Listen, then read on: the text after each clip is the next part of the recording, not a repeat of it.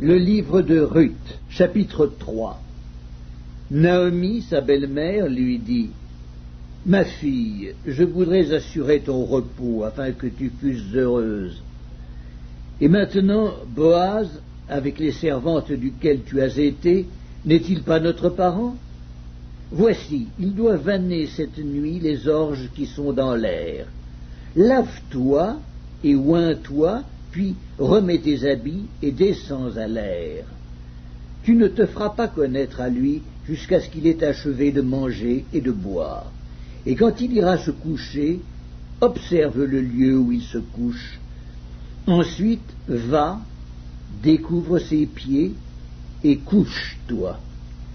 Il te dira lui-même ce que tu as à faire. » Elle lui répondit: « Je ferai tout ce que tu as dit. » Elle descendit à l'air et fit tout ce qu'avait ordonné sa belle-mère.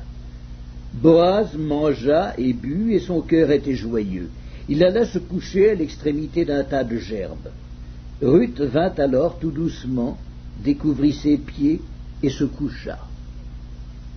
Au milieu de la nuit, cet homme eut une frayeur. Il se pencha, et voici, une femme était couchée à ses pieds.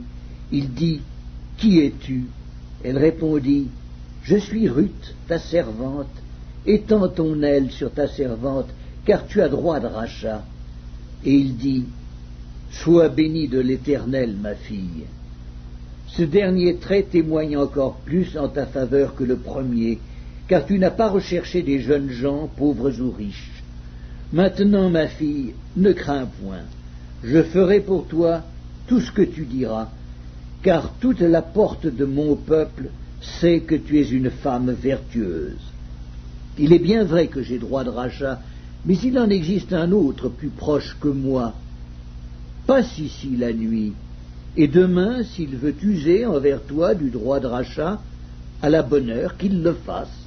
Mais s'il ne lui plaît pas d'en user envers toi, j'en userai, moi. L'Éternel est vivant. Reste couché jusqu'au matin. » Elle resta couchée à ses pieds jusqu'au matin, et elle se leva avant qu'on pût se reconnaître l'un l'autre. Boaz dit: « Qu'on ne sache pas qu'une femme est entrée dans l'air. » Et il ajouta: « Donne le manteau qui est sur toi, et tiens-le. » Elle le tint, et il mesura 6 mesures d'orge, qu'il chargea sur elle. Puis il rentra dans la ville. Ruth revint auprès de sa belle-mère, et Naomi dit: « Est-ce toi, ma fille ?» Ruth lui raconta tout ce que cet homme avait fait pour elle.